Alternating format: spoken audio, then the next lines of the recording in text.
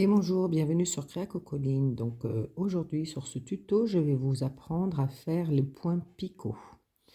Donc en fait, c'est un point que vous pouvez réaliser à la fin de vos ouvrages, que ce soit pour un plaid, pour une couverture, simplement les bouts au niveau des manches. Voilà, vous pouvez faire des petits points picots.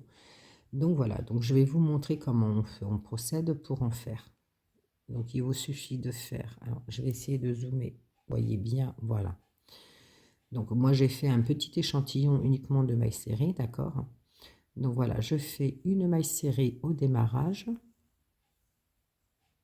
Pour la suivante, je vais faire une maille serrée, 2 ou 3 mailles en l'air en fonction de la longueur que vous voulez de votre petit picot. Donc moi je vais en faire 2 parce que je veux des tout petits. Vous pouvez en faire 3, 4 si vous voulez en maille chaînette. Une fois que vous avez fait vos 2 mailles en l'air, vous venez repiquer ici. Vous prenez la première et la dernière. Voyez? Vous passez votre jeté, vous tenez votre travail et vous faites un jeté à travers le tout. Et donc vous avez votre petit picot. Vous passez la maille suivante. Voilà. Alors je vais le faire sur tout le tour de façon à ce que vous puissiez bien le voir, enfin au moins sur la longueur. Donc voilà, alors vous pouvez espacer de 1 ou 2 mailles. Bon, moi je vais espacer de 2 mailles, c'est tout aussi joli. Voilà. Sur la troisième, je vais venir piquer, je fais ma maille serrée, je monte avec 2 mailles en l'air, 1, 2, je reviens dans ma maille ici, qui est là, je viens prendre mes 2 brins, je fais un jeté, je fais une maille coulée, et vous avez votre petit picot de terminé.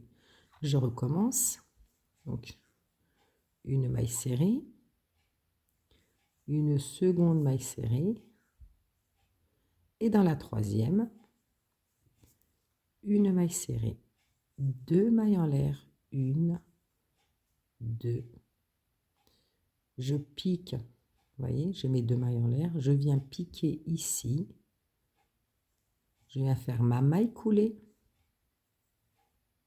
comme ceci, je finis avec ma maille serrée. Et donc j'ai fait mon rang de petits picots.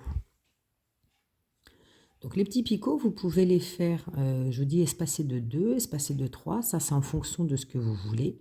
Vous pouvez très bien les espacer simplement de 1, ça aussi c'est un choix. Tant qu'au picot, vous pouvez les faire plus ou moins longs. Donc là moi j'en ai fait un de 2. Je vais vous montrer si j'en avais fait un de 3 ou de 4. Donc 1, 2, 3, 4. Vous voyez, 4. Je redescends, je reprends ma maille. Donc je pique bien comme ceci. Je viens faire une maille coulée. Et vous voyez, mon picot est beaucoup plus haut. Attendez, je vais faire ma maille serrée derrière. Voilà. Et mon picot est beaucoup plus grand. Voilà. Donc ça dépend en fait par rapport à votre ouvrage. Si vous faites une couverture, je ne vous conseille pas de faire des tout petits. Mais un peu plus lourd pour qu'ils se voient. Voilà.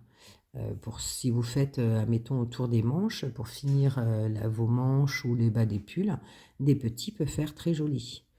Et je vous dis, en fonction de l'espacement, c'est vous qui voyez. Vous pouvez espacer de 2, de 3, de 4, ou simplement de les faire l'une derrière l'autre. Comme ça, vous la faites là, vous faites une maille serrée, et dans la suivante, vous faites directement votre petit picot.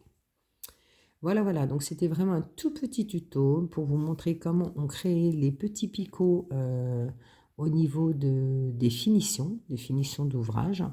Donc j'espère que ce petit tuto vous aura aidé. Voilà, vous aura aidé pour pouvoir finir certains de vos ouvrages. Je vous remercie, n'hésitez pas à vous abonner et à partager. Merci à tous, à bientôt.